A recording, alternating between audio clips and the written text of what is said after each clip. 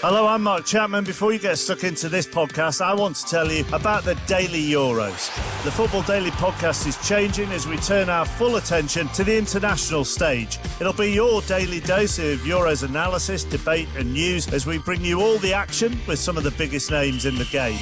We'll have reporters inside all the home nations' camps, bringing you interviews with the players, coaches and managers throughout the tournament. So join us and get ready for the Euros like no other on the Daily Euros.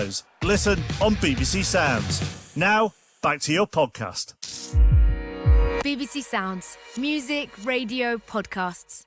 Hi, Gary here. Just a reminder that the Match of the Day Top 10 podcast is a bit different from what you're used to seeing from us on TV, and there may occasionally be some colourful language, particularly from the Geordie contingent. Thanks for listening.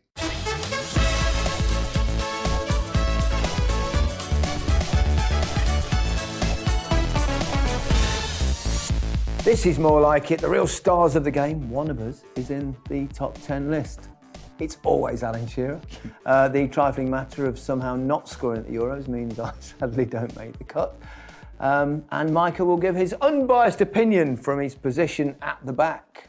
Alan, I suppose we should get the golden boot away at the start because I'm not sure you've ever mentioned it before. It's only the Euros, though, Gary. It's not a World Cup, is it? Well, you did say you can say before that. you say it. You can say that, but it's the Euros has become a huge tournament. In the early days, the pre-80s, it was there were only 4 teams in it. There was a quick pre-qualifying thing, and then just 4 teams in it. So it must be mildly disappointed to only have a golden boot in that tournament rather than the rather than the World Cup. But I mean, I don't know. It's just one continent really. And the other's the whole world. But I was absolutely petrified when we got knocked out in the semi-final in '96 because I think it was Jurgen Klinsmann was on 3 at the time, and he didn't play in the semi, but he was going to be fit for the final. He got 5 and played in the final, so he needed 2 goals. I didn't want him to equal either. I didn't want him to get 5. I wanted it on my own. So I remember sat watching the final thinking, "Don't score, please, don't score." Anyway. I was exactly the same in '86 because I'd got 6 and Maradona had got 5, and he was in the final. And my first ever punditry role, I was doing the final for BBC with Des Lynam and Terry Venables and Jimmy Hill. And I was watching the game exactly the same as you, thinking, I don't care what the score is, don't score. But I was thinking he's going to score. And then it went to extra time. They got back, didn't they? He went to extra time thinking, oh, crikey, he's going to... And he didn't. Obviously, he made the winner for Burachaga, but he didn't score. But not that we're selfish as strikers. No, yeah. Well, I've done that as well. In my back garden, I've scored 6 and won the golden boot in the back garden. So there you go. You're okay then. Yeah, I used to be a striker. Do defenders don't dislike forwards, strikers? Do you think? It depends. Strikers can be horrible at times, don't they? Because they can be lazy, don't do the work, but then they get all the credit. What do you mean be lazy? They can be lazy. Strikers normally were lazy. All they do is edit and score goals. What's your mentality going in against a goal scorer? You're thinking, I'm having you today. I'll eat you for breakfast. Really? Back in the day. Actually, you probably could quite literally. He's actually eaten a few, hasn't he? Me and you back in the day, I'd eat you for lunch. Really? I would. Fighting talk. I'm not sure he's strong I heard enough. that a few times. Yeah, no, and then... I played against lots of defenders that thought like that. So I steer clear of them. No, it's an obvious joke. It's one of those where you try to intimidate the strikers, don't you? But it's just that cute bit of movement, and you could be dominating a striker for 89 minutes and scoring 90th minute.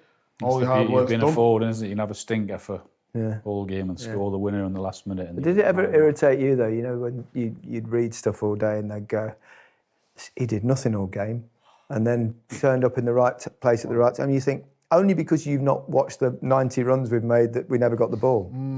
Well, do your job. And that's why you say about lazy, because you only noticed a bit, but you can't be lazy because you've got to be moving. I've played against some strikers who've had some absolute... The touch is awful. They've had chances, they've gone through, they've missed them, and then they get the glory at the end and think they've had a good game, and they haven't. They've just gone on the other centre half and tapped it in. The other centre half. That's the book. You know what I mean? Never your fault. Right, let's read out the top 10. We've got a fantastic list. We've got 9 good ones and Alan. West Germany's Gerd Müller scored twice in the semi-finals and twice in the final as the Germans won back in 1972 in the days of just 4 sides. Holland's Marco van Basten was the man at Euro 88, 5 goals, including that absolute stunner in the final that won our best ever goal competition. Says a golden boot winner at Euro 96. Alan Shearer. Jürgen Klinsmann, 5 goals and the captain of the German side that actually won Euro 96. Thierry Henry, 6 goals for France at the Euros. Cristiano Ronaldo, I've heard of him. 9 goals and counting, and a winner with Portugal, of course, in 2016. Another man who's still playing, of course, Sweden's Zlatan Ibrahimovic, wonderful footballer. Ruud van Nistelrooy, of the Netherlands, 6 goals in 8 appearances at the Euros. Wayne Rooney, who burst onto the scene, remember in Portugal in 2004. And the Golden Boot winner in 2016 with 6 goals and 2 assists as France made it to the final, Barcelona's Antoine Griezmann. So, where's my pen? Here it is. Give me your 10 to 6. Alan.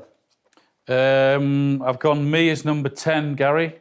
I did think about number 1, but I thought I can't put myself. Hang on a as minute. number 1. It's only right, isn't it, number 10? Looking amongst these players. I can't believe it. Just before one of you says it.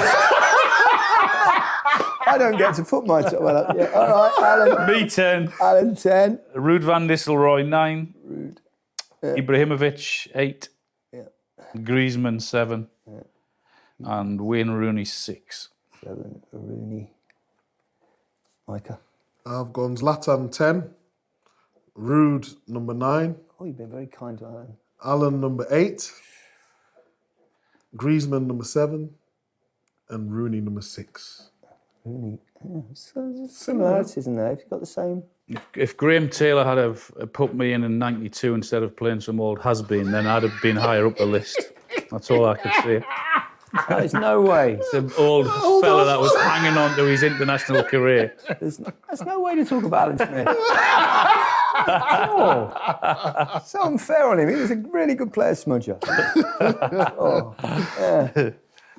Alan, remarkable show of modesty there. Yeah, well, when you look at this list, then... Yeah, I know that, but you've never shown that before. Yeah, you're right, I should be higher. Yeah, it should be. Yeah, I don't know. 2 in 2000? Would you get 9 goals in 7... No, 7 goals in 9 Euro games. I mean, that's as good as anyone's ratio in there. It's better than Ronaldo's in the Euros. Yeah, I played in 3, as I said. I only had 1 game in 92, which was against France and didn't score. And then 96 we know about. And then 2000 was a disaster going into that tournament. I knew, I'd already said it was going to be, I was going to retire from international football, so I was desperate to go out on a high. You got a couple in Euro 2000, 1 against Germany, which was the winner, which was the only highlight of Euro 2000 from an English point of view, and then 1 in the last game, a penalty against Romania, which... and when it all went wrong. That was it, and then after that was all done. So, yeah, 9 appearances, 7 goals. So I was quite happy with that. Yeah. Do you want to talk about Alan Shearer? He's got me an 8. You've got you. That's what I mean. Yeah, I've got you. Yeah, I think you are being quite modest there, to be honest. So you had me 10 in the goals, number 8 in the goals, and number 8 on this one as well. Yeah. Is there something I've done? No, there were better goals in the other one. No, I think you could have been even higher, to be honest. 7 and 9 is good. Yeah. It's exceptional, really. But I didn't want to put you in the top 5. Never hear the last of it. I know, yeah. No, but I think you're doing yourself a disservice. You know, you can't say it, but I will. Why have you got Zlatan at 10? I mean, one of the great superstars. Yeah, I mean, it was unfortunate that... I suppose they've never gone all the way, Sweden. Exactly that. Yeah. It's one of those where... People say you can't be the greatest player, you can't win the Ballon d'Or unless you're at the team that's winning everything. you think that's... It's like, it gets labelled, say Messi can't be as good as Maradona because they didn't win the World Cup. But I've always thought, well, what about someone like George Best? Does that mean he can never be rated? Or Gareth Bale at Wales, he's done brilliantly for... I think you have to be like miles ahead if you're going to get them sort of accolades. I think whenever you're winning in a team, it's obvious if you win a Euros, a World Cup or a Champions League, automatically you're just going to be noticed a little bit more. Yeah, but if you're talking about club football, invariably, almost always, the best players end up at the best teams. It's like when people criticise, Lewis Hamilton, say, it's all about the car, but the best drivers will end up in the best cars. And it's the same with football, isn't it, in terms of that? But with your country... Yes, you can't pick. You can't pick. And that's that, significant. He has been unfortunate for that, Zlatan. But I think the players ahead of him maybe have done a little bit more. Agreed. Yeah. I don't think no one will doubt his talent, will they? But because of the others and we're talking specifically about European Championships, the best striker in European Championship. You've both got Ruud van Nistelrooy at 9. I mean, one of the great goal scorers certainly in the Premier League. We saw him. What a finisher! He was just instinctive, wasn't he? I mean, one of them players, when you get a chance, you just know he's going to score. Predator, wasn't he? Exactly that. He's predator. Killer instinct. He was a brilliant. Because like when I was growing up watching him, I used to think, he's rubbish. He is. That's what I used to think. He doesn't do nothing, because you watch Thierry Henry and he's effortless, or you watch R9, the real Ronaldo. You watch these guys and they're doing all, and then Ruud didn't do nothing but score. And to me, watching as a kid, it's not a bad thing. Exactly, but me watching as a kid, thinking, he's got. Yeah. But then as you grow, you learn. Yeah. He's intelligent. His movement. In many ways, he is your quintessential goal scorer, isn't he?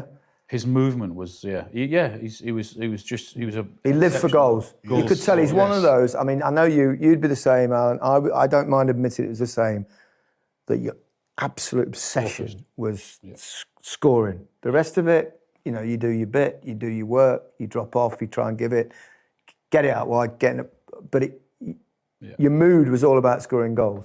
Yeah, you could see that. It was, with Ruud, first thing he thought about. Yeah. When you walk up. Did you play matches, Alan, walk off with a couple of goals and still be disappointed? You didn't get another, or? Yeah, absolutely. Yeah, I mean, if you'd scored or missed a penalty or missed a couple of chances, still, really disappointed, definitely. Yeah. What about, what does a defender feel at the end of it? Is it about, do you have a similar thing about clean sheets or bossing the player you're playing against, or? It all depends, really. I think if you win your individual battle, it all depends on what team you was. When I first come up from Man City, we was never going to, win every week, was we? But it was just about... nowadays. Yeah, I know, and it's totally flipped on its head. But it was just about winning your individual battle. As long as you've had a good game against... I suppose in many ways as well, as if you're part of a two in a central defensive pair, and you're not necessarily against one, because it's kind of shared, isn't it? But when you're playing on as a fullback, I suppose that is very much, isn't it? That's like one-on-one. One-on-one. You shall not pass. Did you prefer that one-on-one thing? I used to love it. Yeah. Because... I know I've banter, and I'm self-deprecated, I always take the piss out of myself, but like one-on-one, I was very hard to get past because I was strong and I was fast. Yeah, that's not very self-deprecating.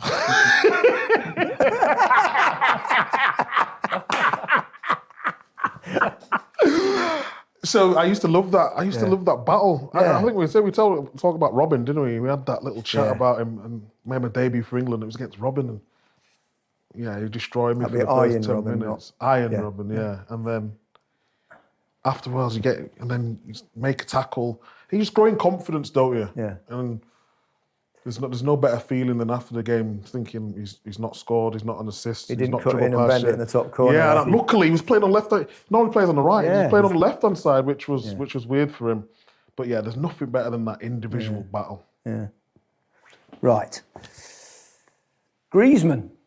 Yeah, he had that unbelievable tournament. Oh, didn't he? And the World Ensuing World Cup as well. Was it 6 or 7 goals, wasn't it? He got in the Euros. It was just one of those that went. Everything fell to him. He put it in the back of the net, didn't he? Yeah. Good player. I mean, he's not been No, I was not. Brilliant at Barcelona. No, he He's been hasn't. better this season, but he's not really. Do you think that's because of Messi, though? I was just about to say, I mean, Suarez was unbelievable with. But being with Messi, Messi's not in the sense like Ronaldo. He's not solely about goals. Messi kind of makes all the right decisions, and he creates so much as well. Yeah, but the occupy Do you think in the the same fact that space. he's such a superstar? Sometimes as well, you know, he bought him for big money.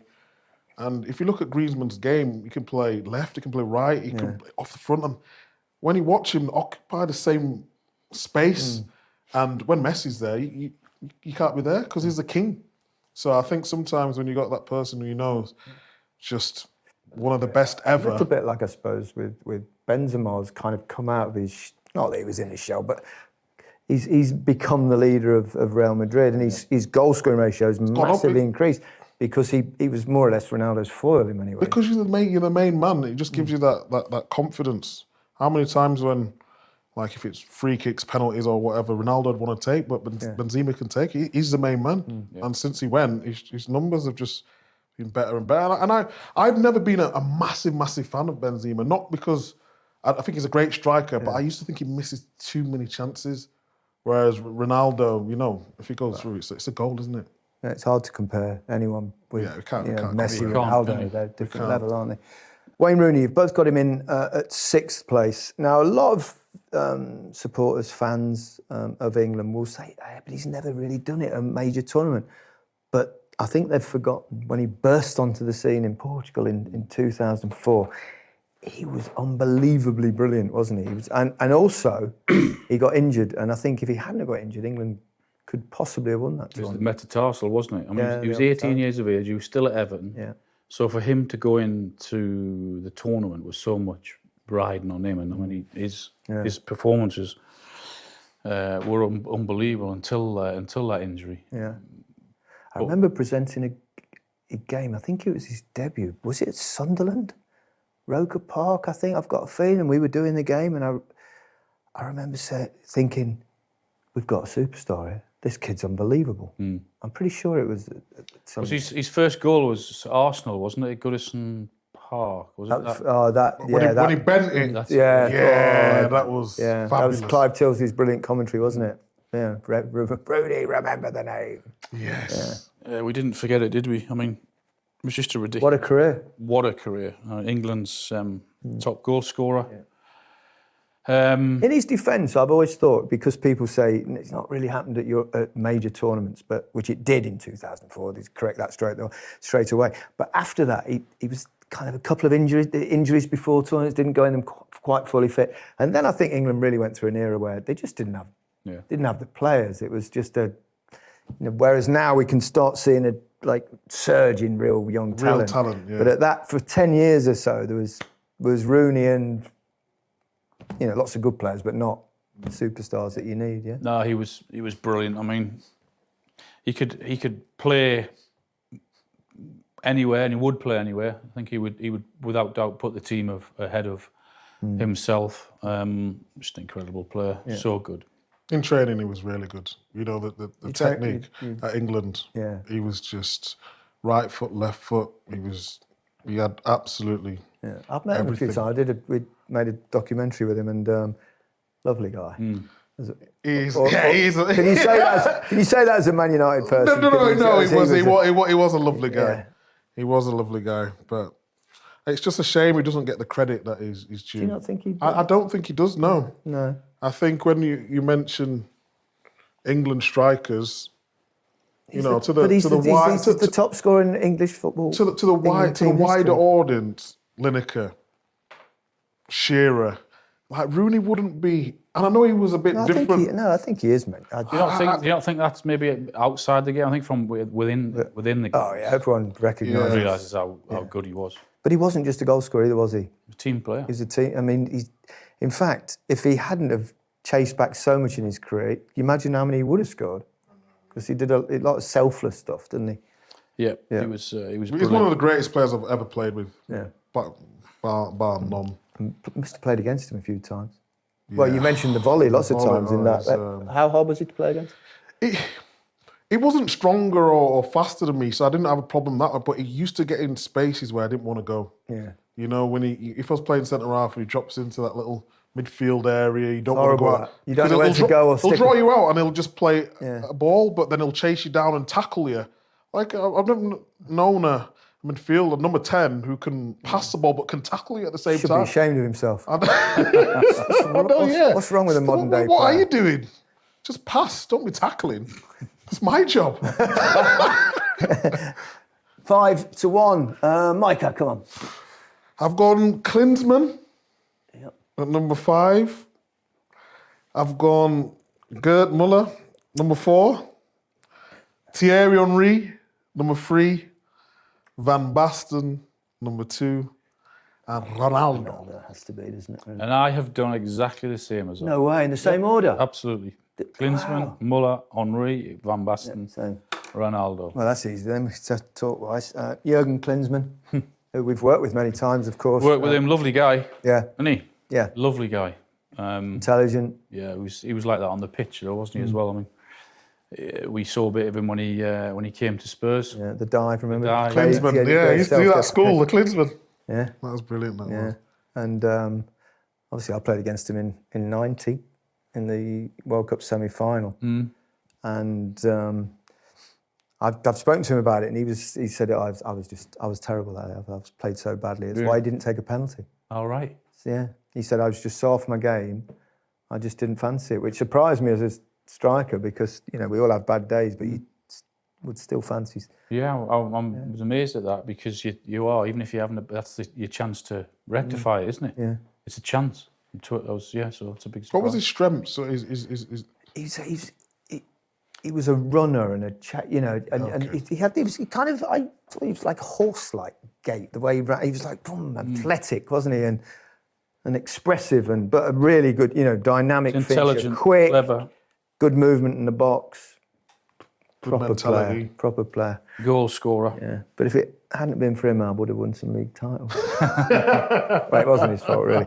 So I was supposed to go. I met Trapattoni. I was going to join Inter. In my second season at Barca after Terry Venables was fired, and I met Trapattoni in I think it was Frankfurt or Stuttgart, Frankfurt, I think, and they said, well, we're definitely going to sign you, blah blah blah, and he gave me a shirt and some Inter kits and all sorts of different things. And then Barcelona wouldn't sell me at that point, so it didn't happen. And they'd already got Mateus and Andy Bremer, the fullback, German fullback, remember? Brilliant player. Scored a penalty in the semi-final of the World Cup in the shootout with one foot, and then took the winning goal as a penalty in the final with his other foot. And then because they didn't get me, they got Klinsmann instead, and then won 2 or 3 Serie A I titles. bet they were delighted with that. Just they got away with it. They How big was Italian football back then? It was huge. They were the league back then. That was you had the period of Inter Milan, then you had the period of AC Milan, Juventus. Serie A football, wasn't it? You used to watch that. What's it called? Gazette. Golazzo. Yeah, which was that was a really good show. Italian, and quite a few British players went over to Italy at that point. You got Mark Haitley, Ray Wilkins, Souness. Liam Brady, Souness before, David Platt went, Des Walker went. Incy. Paul Ince, a lot of, but they kind of tailed off Italian league, isn't it? Really, in recent times. But he was Klinsmann was Great goal scorer. one of the greats. Gerd Müller. You certainly weren't alive when he played. No. Even I would barely remember him, but I do remember him because he was actually, I would say, the most natural 6-yard box, penalty box, goal scorer. Poacher. Proper poacher. Low centre turn, Guerrero-ish. In his low centre, stocky, would twist and turn, finish. Movement, unbelievable. Dead bomber. I think I'm correct in saying his international record, 68 goals in 62 games. Wow. That's how good he was. Wow. That's quite good. And of course, when they won the Euros, was it 72? 72, I think it was. Is that there was only 4 teams in it then because it was a different format. And he's only ever played 2 games in the Euros. not bad, is it? Yeah, scored 4 goals and they won. It's in the old days of only 4 teams, so it's not bad. But he was. From what I've seen and what I've read and heard, then, and with a record like that, 68 and 62. Yeah, one of the great World Cups memory. I mean, I grew up watching Gerd Müller, and obviously he was part of that team that played England in 1970 when they came from behind, and then, of course, 4 years later, he played in the team that beat Holland in the final and scored a classic Müller goal. He was just. For me, growing up, he was the one. He was the best at doing what I wanted to do. So how would he fit in today's game? He'd be like Aguero. He'd be that kind of player. So he would still get the amount of goals? He's not going to chase people down and, Well, how is he going to fit into Pep's system then? Well, Aguero did for a while. But he, you know what it's like. The game changes and evolves. And the great players from yesteryear would also be the great players for today, and the great players from today would have also been the great. Yeah, it's impossible to compare people from different generations, but what a goal scorer! What a goal scorer! Thierry Henry, you must have played against him a bit. Yeah, oof. You know, he turned me inside out. Honestly, he was just. Was he your worst nightmare? Yes, he was, because he was quick. He wasn't strong, but as soon as you touched him, he would go over. Like now, like the game is now. Like it's just annoying. You can't do anything, and then you can't. Like when you're defending, you're trying to show them a certain way. So I always just show people line, let them knock it, and then slide and tackle.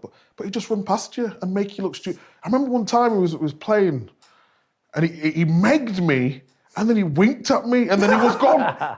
I'm going to ask him about that in the Euros, actually. So he didn't wink after you saw him? So he megged me, he winked at me, and he was gone. And I was like, this cheeky... you know what I mean? And because I was an Arsenal fan as well, I was like, oh, it's just... I would have loved to have played against you. I'd have given you more than a wink.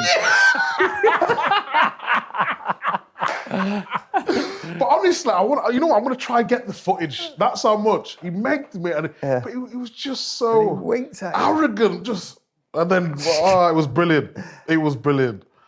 But it was just impossible. Can you imagine that now on social media? I know, yeah, I've been memed. You'd be ended. Yeah, I'd be gone. The end of you. It's like, remember the Boateng with Messi when he chopped him and he fell over? Went down like a tree. Yeah, it was awful. But it was just a pleasure to play on the same pitch as him. Yeah. Because I was just feeling greatness. Yeah. You know, to be on the same pitch as that, it was just... It wasn't what you describe as an out-and-out striker, was he? He liked to play on the left. Forward, wasn't he? He could just... Forward who was just so elegant. I mean, we've spoken about him in terms of the best players in the Premier League, and rightly so, when he played in that France team, that did incredibly well. But ability-wise, goal-scoring-wise, all of the things that you need. Yeah. He had it all. He certainly did. Yep. As did our next chap, a certain Marco van Basten. We talked about, didn't we? Because he won our best goal in European Championship history with that stunning volley against Russia in the final in '88, and just he did certainly have. He was your out-and-out centre forward, proper old school target man, hold it up, great skill. Great goal scorer as well. I mean, when you go through all this list of players, I mean, 9 of them are great. 9 of them are great, yeah. Again, another one, Van Basten. The balance and the ability to score great goals as well as score tap-ins. No one better, was there, in doing that? Struggled with injuries a lot throughout his career. Well, it finished him. He had like terrible ankle injuries, really bad. And I think he was finished about 28 years old, which is short, isn't it? Yeah, unbelievably short. Yeah, you can imagine how many more goals he would have scored as well if it wasn't for those injuries. So he was unbelievable. Played in a brilliant team, both at club and at international level, didn't he? So that would have helped. Yeah. Do you ever pinch yourself though, on a serious note, like because you've got all these goals in the Premier League, and then you're in top 10 greatest forwards at the Euros. You know, It's humbling, that, isn't it? Really. That's nice of you, Mike. See, I told he's a nice guy, didn't I? No, you're absolutely right. I think it's, It's amazing, though, isn't it? I mean, you don't want to say nice things about him because he's here. I know, but we don't want to be too sloppy, but yeah. He was actually quite brilliant, Alan Shearer. I mean, if only he'd done it in a World Cup as well. No, I was asked the question many times during Al's career, and I genuinely asked, who do you think's a better player? And I always said him. I think he had all-round game than I had, yeah. And he could score goals from 25 yards and 30 yards, and I could never do that. Who worked harder out of both of you? Who had more natural talent and who worked harder? Because we've got the Messi Ronaldo dilemma, haven't we? Well, they worked. They both worked, but yeah. Messi was probably got more talented. Would you say more natural talent? Well, yeah, and then there's Ronaldo, who's worked for it. Yeah, worked. I think we all work hard, don't we? Practice and training. I mean, I don't know. We only overlapped a little bit, but it depends what you mean by working hard. Does that mean chasing people down, or does that mean thinking about your game, training on certain aspects of your game? Okay, who had more natural talent? I don't know. I don't know. I mean, I had to. When I left home at 15, going down to Southampton, and there was a big bunch of lads who ended up in Southampton. I was nowhere near the best. I had to. I wasn't either. I didn't even get in the county. I didn't even get in Leicestershire County school side. So it's mindset, isn't it? I think it's a lot of things. I think it's a bit of attitude, working hard. Yeah. You need a little bit of luck. Yeah, because people always ask, well, what defines or how do you put a top striker from just an average striker when one's got, because how many players we've seen? 15, 16 got so much ability, but then they get to 21, and so there must be something. So people always ask me, and I'm like, well, you're still growing at that age, aren't you? 15, 16. Lots changing. Yes. You're going through the changes, puberty, whatever it is. Hormones are going through your body, all sorts of different things, and so anything can happen. Some prefer enjoying their life a little bit more than others, and some are more dedicated. But it's who knows? I never, I used to play with kids and I used to think, well, they're much better than me. But, I was a slow developer, late developer. But so it's hard to know, isn't it? Definitely having the drive. See, that's where I messed up in my career, though, because I was always better than everyone else. Yeah. In terms of I was faster and stronger. And I don't say I didn't work hard, I worked hard. So in what way did you mess up? Just in terms of, I should have done more in my career. And I always say this in interviews and whatnot. And I know about injuries. I've had 5 knee operations. So if you could go back to 20-year-old Micah Richards, what would you change? I would change my diet for the start, because I was always quite ripped and whatnot. Yeah. I didn't have to eat well, but it was taking me longer to recover. And as I got older, I was just feeling it a lot more. I would stay out and practice a lot more, because don't forget, I got thrown in at 17. Yeah. I didn't have really enough time to... there was a degree of, I've already made it? 100%. Yeah. And because people are telling you, we talked about before, the papers, you're getting your marks. I'm not saying believe your own hype, because I hate when journalists write that. That really winds me up. I didn't believe it. You just go in with it and you're thinking, well, if I'm only playing for England at 18, I'm already there. Yeah. What more do I need to learn? It's interesting you say that, because I was such a late developer. I didn't get into the England team until I was 24. I always thought that was actually quite a good thing. So look at Vardy. Yeah. Look at him. Exactly. As soon as he's keep working hard, and now he's done what he's done, and he's done it at the. I started and it flipped it the wrong way round. Yeah. And I think that's a big problem for the youth coming now. It's not. I don't like the phrase too much too soon, but thrown in the deep end a little bit too quick. I think. That's why, looking at this list, you have to respect and look at the guys. Yeah. Yes. I know Van Basten had to retire early because of injuries, but that list there are all greats for a number of years. I mean, it's as I've always said, it's one thing getting there, but it's another thing staying there, and to have that attitude and that desire to which stay brings us to Cristiano Ronaldo, number one, quite rightly number one. Unbelievable career, and the longevity and the consistency is truly remarkable. Yeah, I mean, we know his ability, but it's all right having the ability, it's having the attitude to go with it, and that hunger to make yourself the best, that hunger to make sure you stay there at the top of that list. I mean, him and the other guy, Messi, have taken the goal scoring to ridiculous levels now, haven't they?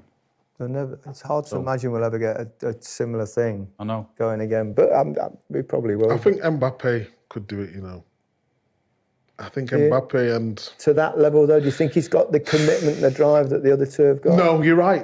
I don't... I can't question him because I don't know him personally, but these two are different. They're a different beast, aren't they? They're a different animal. Yeah. Ronaldo is just... Even like from when I was playing against him at Man City, Man U, from being a winger then to being a striker. Did you play fullback against him ever? All the time. All the time? About a good 4 or 5 times. How did you do against him? All right? Or... I did okay. Why do you think he's got that many injuries? He twisted him inside out. Look at me, look at my knees. He twisted him inside out. I actually did all right against him, but he just got better and better and better. He did. And he stopped doing the daft, Step overs, he used to do loads. He used to do all them. Yeah. Like, he's not moving me anywhere, but as he got older, it was just... He's an inspiration to any young kid, not even kid, adult. It's just... He'll break the record this summer, won't he? He's on 9 goals. Will be his 5th tournament, won't he? He'll break the record when he'll get his 10th goal, I'm sure. Beat Platini. I hope so, because he deserves it. Someone who works out, he's still in great shape. Unbelievable. Still scoring goals. I really hope he does. Yeah, I mean, of course, in the final 4 years ago, it wasn't his day. No. Even though it wasn't his day, it was his day, wasn't it, in many ways? He was off, he was on, he was off. He was brilliant. But the injury, and then they won it. They actually managed to win without him. He was the coach on the sidelines, wasn't he? When he was off, he was shouting and bellowing instructions to all the players. Love to see it. Yeah, fantastic stuff. Right, that's it. That's our pick of the greatest strikers at the Euros. You can always have your say by using the hashtag MOTD Top 10. We'll see you next time.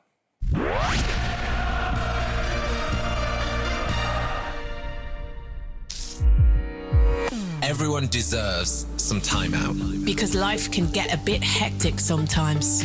So sit back, get comfy, and put your feet up, yeah? Radio 1 Relax. It's a brand new stream that's all about keeping you calm, motivated, and re-energized. So whatever your mood, we got you. Radio 1 Relax. Available now only on BBC Sounds.